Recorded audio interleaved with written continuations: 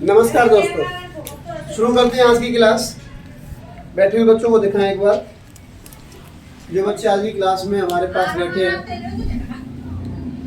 और मैं जिस बच्चे से जो क्वेश्चन करूंगा वो बच्चा अपने आंसर जरूर देगा। क्या सेंटेंस शुरू हो चुके हैं? Yes sir. Assertive complete? Yes sir. Assertive के पार्ट कितने होते हैं? 2। कौन कौन से? पॉजिटिव पॉजिटिव क्या करता है?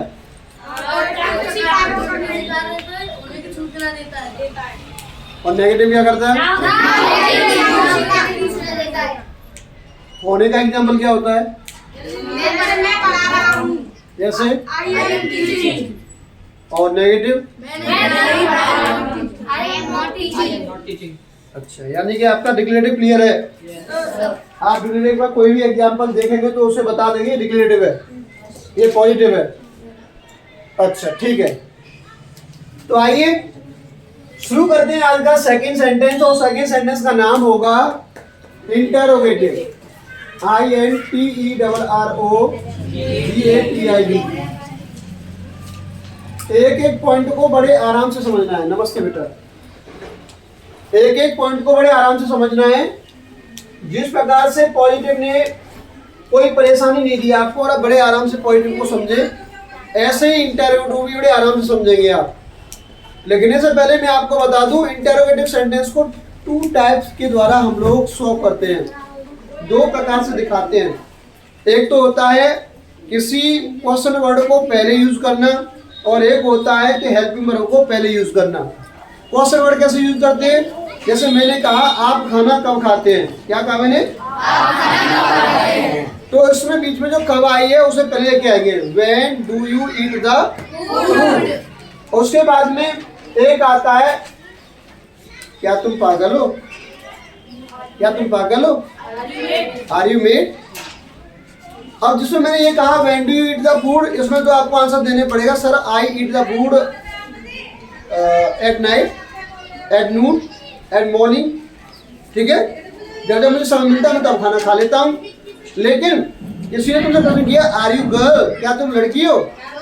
अगर आप लड़की हो तो बोलेंगे, जैसे मैंने किसी से प्रश्न किया आर यू गर्ल, यस। जैसे मैंने किसी से प्रश्न किया आर यू गर्ल, जोर से बोलो।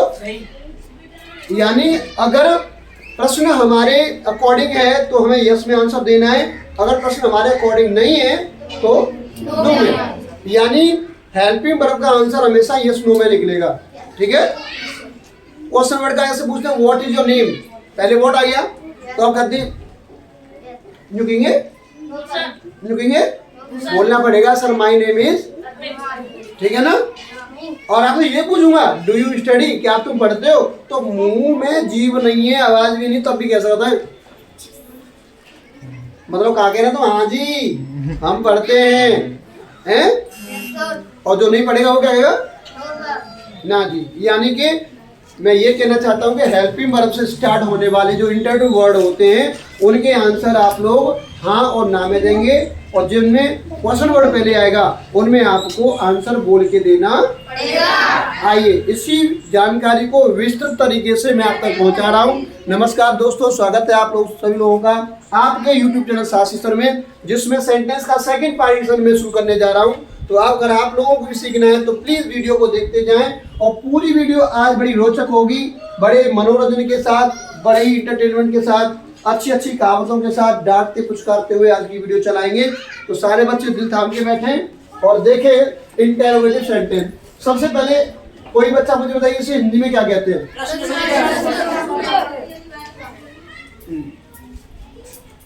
प्रश्न सूचक वाक्य।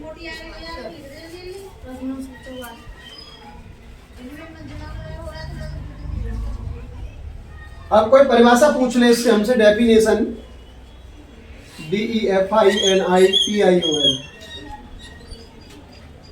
डेफिनेशन मतलब परिभाषा। इन वाक्यों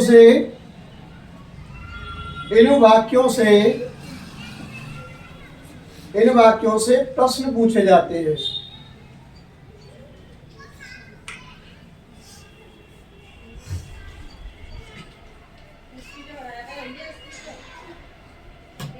क्या पूछे जाते हैं भैया?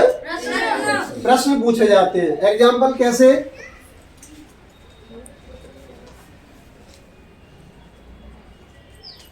एग्जाम्पल में पहला है आपका नाम क्या है। इसमें प्रश्न सूचक जो शब्द है वो वाक्य के शुरू में है या बीच में? नियम कहता है अगर कोई प्रश्न सूचक शब्द वाक्य के बीच में आए तो सबसे पहले उसकी अंग्रेजी। आपका नाम क्या है? सिंपल एग्जाम्पल है। कौन से काल का वाक्य है? प्रेजेंट का। किसका है? व्हाट आपका। What is your name? What is your name? आपको बोलना पड़ेगा sir my name is Kunal. मैंने कहा क्या आप स्कूल जाते हो? क्या आप स्कूल जाते हो? इस वाक्य में बताइए क्वेश्चन वर्ड शुरू में या बीच में? तो अब आपको ये डेरिवेट करना होगा कि ये काल है किस काल का। ये जो वाक्य है ये किस काल का है? ते हो कहता है जिन वाक्यों के अंत में ता है, ती है, ते हैं आते हैं वो वाक्य प्रेजेंट इंडेफिनिट के होते हैं। प्रेजेंट इंडेफिनिट कहता है कि अगर कर्ता बहुवचन है तो क्या की अंग्रेजी हेल्पिंग वर्ब में क्या हो जाती है? और क्या रोहिणी जाती है तो फिर डज होता। क्या होता? क्या की अंग्रेजी डू। आप डू यू जाने की गो कहाँ जा रहे हो? आशा करता हूँ समझ में आया। अगर वाक्य के बीच में कब क्यों कैसे आता है तो क्वेश्चन वर्ड को पहले लेके आएंगे। अगर वाक्य शुरू में क्या पहले आता है तो उस काल की हेल्पिंग वर्ब सबसे पहले लिखते हैं। एक तो प्रेजेंट का रहा। एक और देखिए क्या आप नहीं आप तो हो गया। क्या रानी गाना गा रही। क्या काल बदल गया नहीं बदला? इसमें ते हो इसमें रही है। ये प्रेजेंट कंटिन्यूअस का है। किसका है? अभी आपकी अंग्रेजी में शुरुआत है। आपको नहीं पता कि किस काल की पहचान क्या है क्योंकि अभी आपने अंग्रेजी में बस पढ़ाई किया है। ग्रामर की डेफिनेशन पढ़ी है, लैंग्वेज की पढ़ी है, लेटर पढ़े हैं, लेटरों के भाग पढ़े हैं, दोनों वोवल एंड कॉन्सोनेंट। उसके बाद में वर्ड बनाना सीखा है तुमने। वर्ड बनाने के बाद में फ्रेज सीखा है जो वाक्य का ही अधूरा भाग होता है। ठीक है ना? और उसके बाद में आपने सेंटेंस सीखे। सेंटेंस में आपने पहले रचना के आधार पर 3 सीखे होंगे जिसे सिंपल, कंपाउंड, कॉम्प्लेक्स का नाम दिया जाता है। ठीक है? उसके बाद आपने भाव के अनुसार 5 भाग सीखे होंगे। भाव के अनुसार 5 भाग सीखे होंगे। तुमने उसमें एक डिक्लेरेटिव सीखा होगा, एक इंटरोगेटिव सीखा होगा, एक इंपरेटिव सीखा होगा, एक ऑप्टेटिव सीखा होगा, तो अंत में एक एक्सक्लेमेटरी। यही तो सीखा होगा ना? मैंने सीखा है आपने।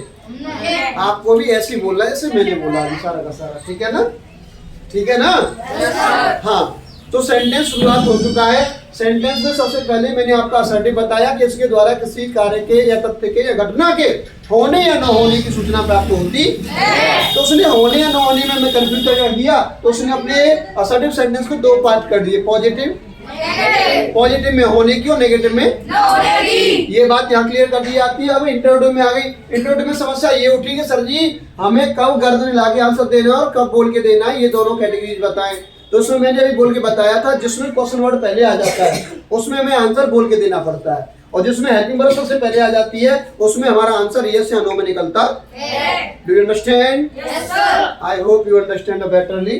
सो अभी दोनों एग्जांपल वैसे प्रश्नवाचक की मैं अलग कर चुका हूँ, पहले से कर लूँ। क्या रानी गाना गा रही है?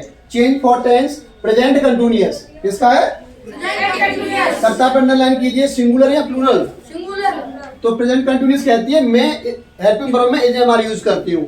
ही सी इट और एक वचन कर्ता के साथ में हेल्पिंग वर्ब होती है इज और उसके बाद कर्ता लगाया इज रानी, और मेन वर्ब में गाने की होती है सिंग। क्या होती है? एक कंटिन्यूअस अपने साथ आईएनजी फॉर्म लेके जाता है। क्या लेके जाता है? ING form. आईएनजी। तो ये क्या हो गया? क्या गा रही है वो? क्या रानी गाना गा रही है? गा रही है तो हाँ जी, ना गा रही तो ना जी। ठीक है ना?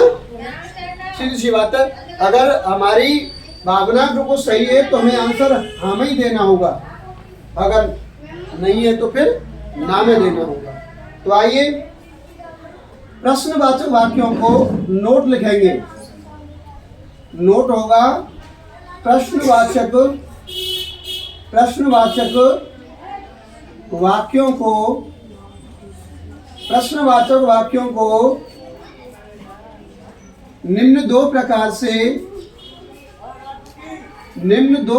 से बनाया जाता है। कृतका अपना याद कर लें, मैं पूछ लूंगा आपसे। बनाया जाता है। अब कोई पहले पूछे, नंबर पहला, नंबर फर्स्ट माय डियर। पहला नंबर क्या होगा? WH वर्ड, नाम दे दिए मैंने, WH और सेकंड नंबर क्या होगा? HELPING, helping word. ठीक है, जिससे हम लोग वर्ब का नाम देते, कितना लिखना। ओके, अब सबसे पहले WH वर्ड में मैंने एग्जांपल दिया। मैं पहले नंबर को लेता हूं, WH वर्ड।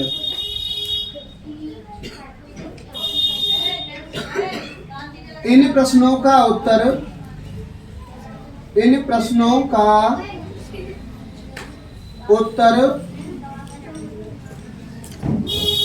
हमें बोलकर देना पड़ता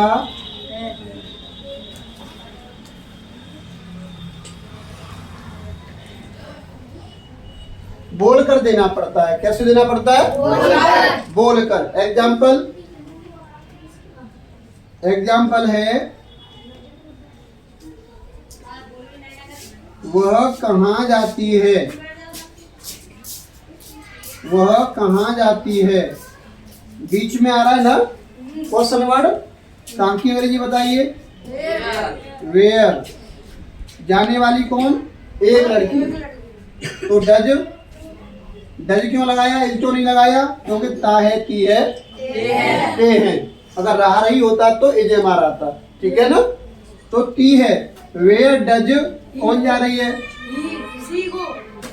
SHE। वेयर डज सी गो? वह कहाँ जाती? तो वो जो जा रही है उसने बताएगी, मैं स्कूल जाती हूँ, या मैं मार्केट जाती हूँ, या मैं पानी भरने जाती हूँ, या मैं डांस करने जाती हूँ। उसकी जो भी आगे की कार्यशैली होगी वो उसमें बोल के बताएगी आपको। ठीक है ना? एक और प्रश्न आता है, राजेश क्यों रो रहा है? बीच में क्या है? क्यों? वाई। अब ढूंढे तो नहीं, क्योंकि क्या आ गया? राजेश कितने हैं? हेल्पिंग वर्ब में वाई इज राजेश। जिसको समझ में आ रहा है, प्रेजेंट इंडेफिनिट हेल्पिंग वर्ब ढूंढे लगाई जाती है और उसमें इजमाल करता एक वचन है, तो इसका प्रयोग। राजेश क्यों रो रहा है? Why is Rajesh, WEE। बहुत से लोग उसमें क्राइम का प्रयोग भी कर सकते, क्वेश्चन मार्क लगाइए। अब राजेश क्यों रो रहा है? राजेश से बात करके मालूम करेंगे भाई राजेश क्यों रो रहा है, और राजेश रोने का रीजन बताएगा। भाई मैं इसलिए रो रहा हूँ, तो जो रीजन बताया जाएगा वो बोल के बताया जाएगा। राजेश क्यों रो रहा है? ऐसा आंसर दे दो राजेश, ऐसे कर देगो भाई? रो रहा तो बताना पड़ेगा। मेरी चॉकलेट खिलाएगी का उन्हें हैं? मेरी यहाँ मेरी कॉपी का पेज फाड़ दिया किसी ने, तो अपना रीजन बताएगा, कारण बताएगा कि मैं रो क्यों रहा हूँ। अभी आते आते किसी बच्चे झगड़ा हो गया मेरा, थप्पड़ मार दिया उसने, तो कोई न कोई रीजन बताएगा। तो ये होता है हमारा WH वर्ड। वाक्य के बीच में इनका प्रयोग करते हैं हम लोग। एक और एग्जांपल ले लीजिए, तीसरा, तुम कहाँ रहते हो? बीच में क्या है? वैसे कहाँ का एक बना चुके हैं हम लोग, वेयर। तुम बहुवचन है, उधर डज था, इधर क्या हो जाएगा डू, क्योंकि करता क्या है यू, और रहने की बताना पड़ेगा सर आप कहाँ रहते हो। तो मैं जिससे पूछूंगा तो वो अपना स्थान बताएगा, सर मैं फलानी जगह रहता हूँ, बोलना पड़ेगा ना, और बोलना पड़ेगा तो वो कौन सी कैटेगरी में आएगा। अब सेकंड नंबर में एंट्री करते हैं। सेकंड नंबर पे आपका आता है start to helping verb, START, start with helping verb. आप वर्ड भी कह सकते हैं। इन प्रश्नों का उत्तर,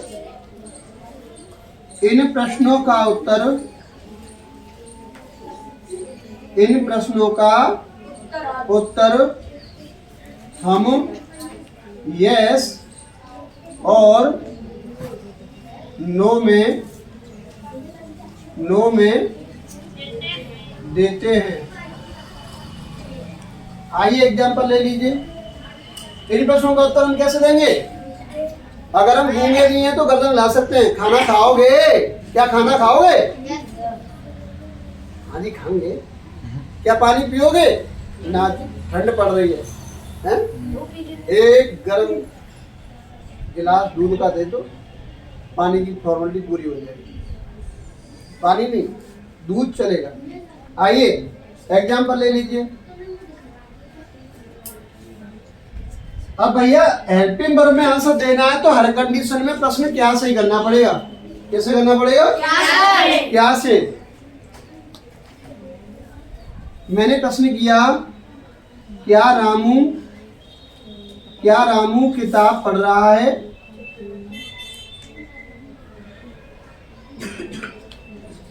क्या रामू किताब पढ़ रहा? क्वेश्चन मार्क इस पे भी लगेगा। अब यहाँ पर देखिए कौन सी काल का है? प्रेजेंट कंटिन्यूअस का। रामू कितने हैं?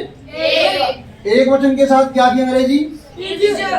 इज। इसके बाद रामू, इज रामू पढ़ने के लिए, और आईएनजी फॉर्म किसके साथ? क्या पढ़ रहा है? क्या रामू किताब पढ़ रहा है? Is Ramu reading a book. अब रामू से बात करके मालूम चलेगा भैया रामू किताब पढ़ रहा है कि नहीं पढ़ रहा है। रामू से बात करेंगे तब रामू पढ़ेगा तो बोलेगा हाँ जी पढ़ रहे हैं, और नहीं पढ़ रहा होगा तो प्रश्न, क्या वे बाजार जाएंगे?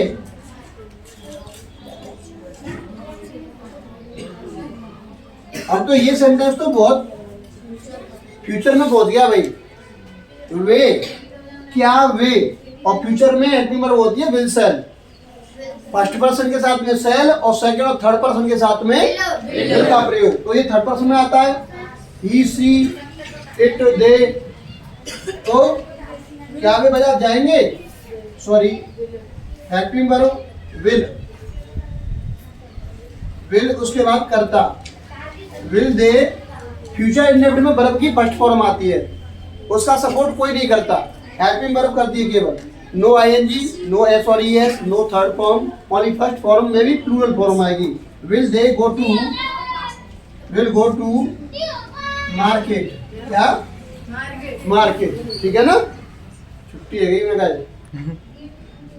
चलिए, क्या वे बाजार जाएंगे? Will they go to market. एक और एग्जांपल ले लीजिए। क्या मैं तुम्हें पढ़ाता हूँ? क्या मैं तुम्हें पढ़ाता? शुरू में क्या है? और ताहू कौन से कालम लेगो? करता क्या है? तो सबसे पहले कहा डू, ITEACH। क्या मैं तुम्हें पढ़ाता हूँ? Do I teach you. पढ़ाता हूँ, बोलो यस या नो? यस। तो आंसर किस में आया? यस या नो। इसका आंसर किस में आएगा? यस या नो। इसका आंसर किस में आएगा? इसका आंसर किस में आएगा? यस या नो। और यहाँ पर आपको संबोधित करना पड़ेगा कि सर जी, उसने प्रश्न किया वह कहाँ जाती है? सर वो स्कूल जाती है। देना पड़ेगा यहाँ। मैं हूँ सर वह कहाँ जाती है? Yes yes. मैंने पूछा वह कहाँ जाती है? चलेगा क्या? तुम कहाँ रहते हो? हाँ हाँ रहता हूँ। कहाँ रहते हो यार? मैंने ये पूछा कहाँ रहते हो? बोलना पड़ेगा मैं सादाबाद में रहता हूँ। हैं? राजेश क्यों रो रहा है? हाँ। मैं क्या राजेश रो रहा है? नहीं, मैं राजेश क्यों रो रहा है? गाले थप्पड़ मार दो। बोलना पड़ेगा। उसे पीटा गया है, वो इसलिए रो रहा है। आइए एक बार बहुत शीघ्रता के साथ में आपको इसकी जानकारी दे देता हूँ। बोर्ड पर नजर करें। Today start for sentence interrogative INTERROGATIVE, जिसे प्रश्नवाचक विशेषण प्रश्नवाचक वाक्य कहते हैं। प्रश्नवाचक वाक्य से हमें हमेशा प्रश्न पूछने का मौका मिलता है। क्या मिलता है? मौका। इसमें प्रश्न पूछते समय दो प्रकार से प्रश्न पूछे जाते हैं। एक तो स्टेटमेंटली, यानी कि कब, क्यों, कैसे, कहाँ आदि वाक्यों को वाक्य के बीच में यूज करके, और उनका आंसर भी हमें स्टेटमेंटली देना पड़ता है। जैसे किसने कहा कि आप विद्यालय कब जाते हैं? When do you go to school? तो आप कहेंगे sir I go to school early morning, यहाँ 8 o'clock। यही बोलोगे? सर मैं सुबह जल्दी स्कूल जाता हूँ, या मैं सुबह 8 बजे विद्यालय जाता हूँ। आपका आंसर एक प्रकार से ऐसे निकलेगा। दूसरा होता है हेल्पिंग वर्ब स्टार्ट करना। हेल्पिंग वर्ब कैसे? Are you dancing? क्या तुम नाच रहे हो? Are you dancing? क्या आप नाच रहे हो? अगर आप नाचेंगे तो यस नाच रहे हैं, और नो तो नहीं नाच रहे हैं। तो दोनों ही कंडीशनों को पहले मैंने एग्जांपल दोनों प्रकार का डाला है। एक आपका WH वर्ड से भी दिया और एक आपका हेल्प वर्ड से दिया है। फिर मैंने उसे अलग कर दिया कि प्रश्नार्थक वाक्यों को निम्न दो प्रकार से बनाया जाता है। नंबर 1 WH वर्ड और दूसरा start to helping word. Start to WH word वाले प्रश्नों का जो उत्तर दिया जाता है वो स्टेटमेंट में दिया जाता है, और हेल्पिंग वर्ब वाले जो प्रश्नों का उत्तर दिया जाता है वो किसी को कोई परेशानी? No sir. किसी बच्चे को किसी वर्ड में, किसी लेटर में भी परेशानी है तो मुझसे पूछे। क्या आपका इंटरोगेटिव वर्ड क्लियर है? Yes sir. पूरा का पूरा? Yes sir. स्टेटमेंट में, डिक्लेरेटिव में आपके दोनों पार्ट हुए, पॉजिटिव नेगेटिव। इंटरोगेटिव में आपका WH वर्ड और इंटरोगेटिव पूरा हुआ, हेल्पिंग वर्ब। कल आपके 3 डेफिनेशन होगी मंडे को। कौन कौन सी होंगी? ऑपरेटिव, इंपरेटिव और एक्सक्लेमेटरी। ओके यस दोस्तों, अगर आप लोगों को भी इंटरोगेटिव सेंटेंस समझ में आया है तो कमेंट कीजिएगा, और कोशिश कीजिएगा कि ये पूरी वीडियो आपके बच्चे देखें। और जितना सारा वर्क मैंने बोर्ड में कराया है, यह वीडियो बिल्कुल मैंने 0 लेवल से ली है। यहाँ पर मैंने बच्चों को अल्फाबेट बोर्ड पर सिखाए हैं, ABCD सिखाई है, बिल्कुल ग्रामर स्पेलिंग से मैंने इनको इंग्लिश पढ़ाना शुरू किया है। और यह वीडियो जो जा रही है वो बिल्कुल 0 लेवल से जा रही है। इसी वजह से हम जैसे ही सेंटेंस पूरे कर लेंगे, अभी हम लोग सेंटेंस के टाइप्स पूरे कर रहे हैं, उसके बाद हम लोग पार्ट पे आएंगे जिसमें सेंटेंस के पार्ट, सब्जेक्ट और प्रेडिकेट पढ़ाएंगे।